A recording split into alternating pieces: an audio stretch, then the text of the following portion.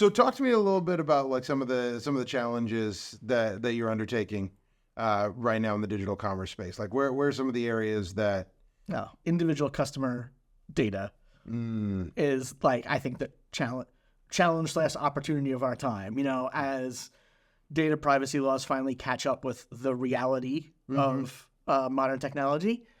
People are going to have more privacy. They're going to have more options. It's going to be less, you're going to be less able to identify Nat in this moment. So that's, to me, the challenge that we face now and how we adapt to it going forward, especially when you have a true kind of omni setup where, you have the bulk of the customers are buying a grocery who you have no information for, and you get blinded information for basically. Then you have some group of middle ground customers who engage with you but don't purchase directly from you. So you have email address, cookie ID, which is going away. And then you have your direct buyers and all right, you have everything that's first party, that's controllable. It's really how do you move more people from that third group into that first group? And how do you use the people who are in that third group where you have all that first party data? How do you model off that so that you're finding that middle ground audience that has more potential to move into be the most loyal, the most engaged, both consumer of content and consumer of product. And I think that it's interesting to talk about first-party data because that is where things are going, right? As we lose cookies, as we lose all of that targeting. And yeah, there's companies out there that have, tech that allows you to get a little bit creepy, we'll call it. I mean, marketing is creepy. That's what it's about. I think I've probably said this to you before. My goal in life is to never be creepy personally, but to be the creepiest marketer possible. Nice. I like that. That's it's my own rule of thumb. Don't be creepy unless you're at work. But let's go back to the first party data because I think for you guys especially, right, you have all this amazing baking content, and it is particularly stunning content, right?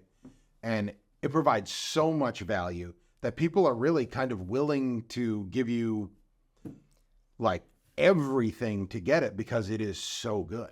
It is. And I mean, we give our content strategy, capital C, capital S, is really keep creating it, keep making it high quality, and people keep wanting to engage into it. And it's a really good marketing strategy, on the whole. I know a lot of companies struggle with that. They're like, oh, how do we justify content creation? It's no. Content creation justifies itself when customers engage with you. The challenge is really at what point do you draw the line and sort of say, all right, well, this content is really so good, but now you have to give us your email address.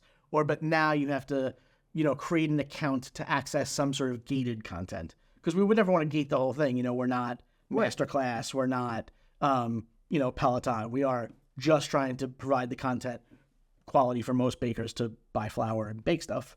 But at some point, we do have an eye to those things of at some point, there has to be a gate where you give us some information. Right. So short of purchase. Right. Well, but it's interesting because you guys do so much business through grocery. That brand awareness becomes so critical, right? Because if people are going through, and I know everybody, I hate brand awareness. I do. But I'm going to be much more likely to buy a King Arthur product in the grocery store if I have baked with King Arthur content. Oh, yeah, 100%.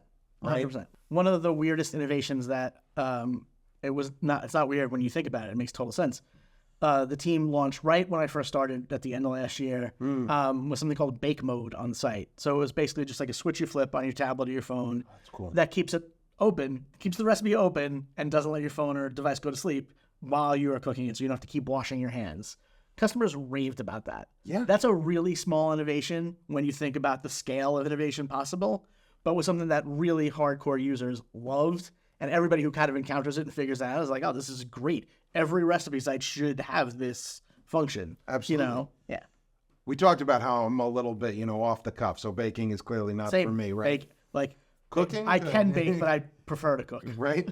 But it's true, every time I go on there, I'm always having to deal with the dirty screen because I'm like, okay, I got to get it under my face, right? That is an incredible innovation that is super simple, but really moves the needle. In terms of user value, yeah, especially with something you're going to have something open for 20, 30 minutes, kind of doing all the prep stuff. Yeah, no, it's sometimes simple, simple elegance is really important.